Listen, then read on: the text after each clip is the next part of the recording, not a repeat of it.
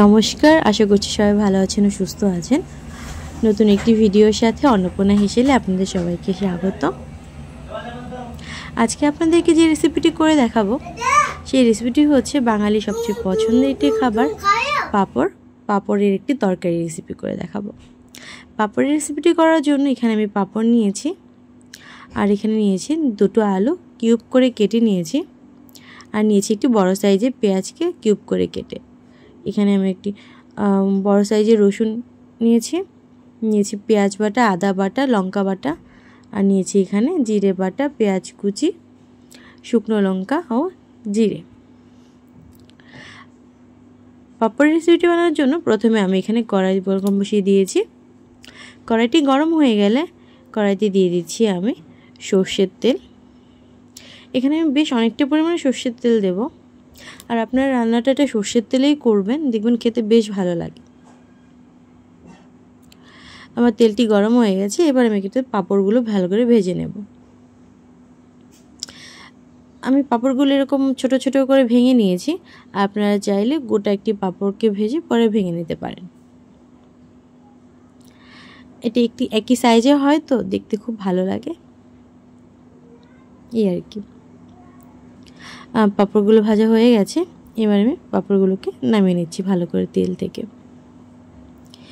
এবার কড়াইতে যে তেলটা রয়ে গেছে এই তেলটার মধ্যে আমি আলুগুলোকে আর পেঁয়াজটাকে ভালো করে ভেজে নেব লাল লাল করে। আমরা বাঙালিরা যত কিছুই খাই না কেন, বাঙালির শেষ পাতে পাঁপড় আর চাটনি তো চাই।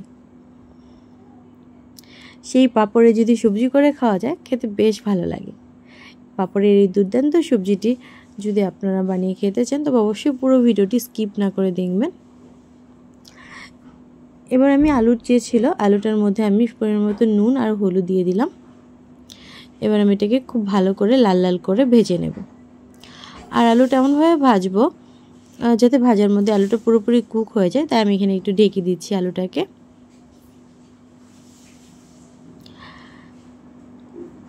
এবার কিছুক্ষণ বাদে ঢাকনা খুলে একটু আলুটাকে ভালো করে নেড়ে নেব।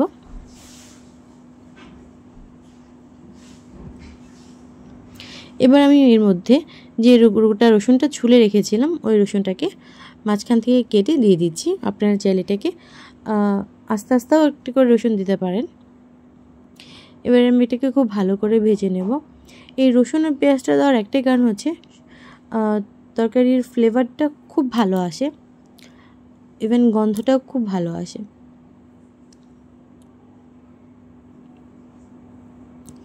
আমার আলুটা অনেকটাই ভাজা হয়ে গেছে। এবার আমি আলুটাকে চেক করে নেব। আলুটা প্রায় ভাজা হয়ে গেছে আমার। এবার আমি আলুটাকে নামিয়ে নেব।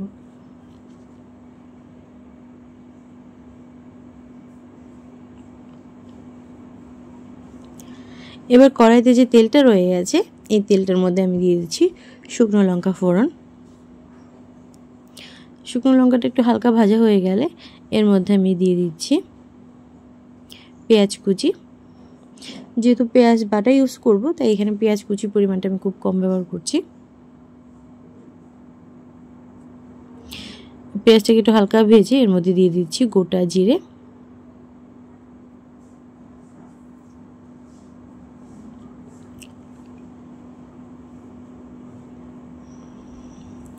এবার জিরেটা একটু ভাজা ভাজা হয়ে গেলে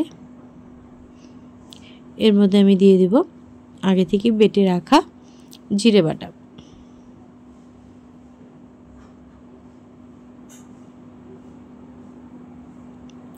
আর জিরে বাটাটা দেওয়ার আগে দিয়ে দিচ্ছি এখানে আমি একটু সামান্য পরিমাণে হিং, এতে গন্ধটা খুব ভালো আসবে, তো আপনারা অবশ্যই এখানে হিংটা ব্যবহার করবেন।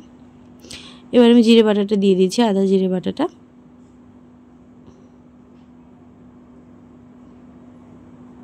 এবার আমি এর মধ্যে অ্যাড করছি শুকনো লঙ্কা, পেঁয়াজ বাটা।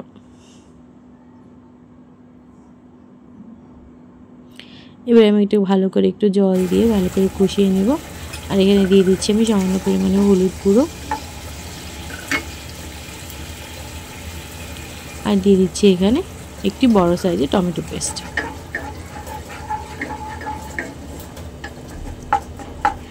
আর আমি মশলাগুলো সবগুলো শিল নোড়ায় করেছি, আর টমেটোটাকেও শিল নোড়াতেই করেছি। এখানে আপনারা চাইলে মিক্সিতে ইউজ করতে পারেন, কিন্তু বাঙালির যে কোনো স্পেশাল কোনো রেসিপি শিল নোড়ায় মশলাতে টেস্টটা একটু আলাদাই হয়। তো এবার আমি এর মধ্যে আগে থেকে ভেজে রাখা আলুগুলোকে অ্যাড করছি, আর এখানে অ্যাড করেছি পরিমাণ মতো লবণ।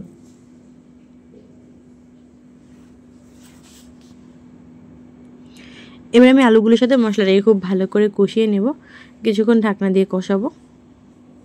ঠিক কিছুক্ষণ বাদে ঢাকনা তুলে দেখুন আলুটা আমার অনেকটাই কষে গেছে, মশলাটি থেকে তেল ছাড়তে শুরু করে দিয়েছে।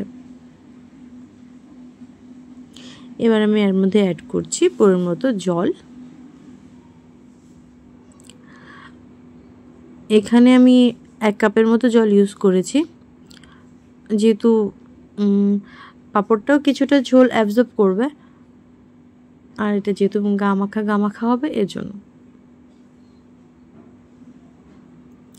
এবার আমি গ্যাসটিকে ফুল ফ্লেমে দিয়ে দিয়েছি।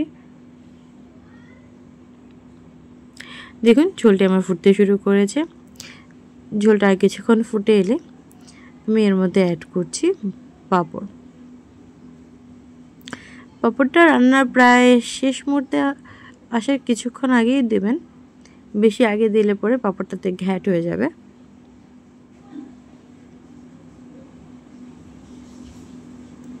এবার আমি একটু হালকা নেড়ে চেড়ে নিচ্ছি।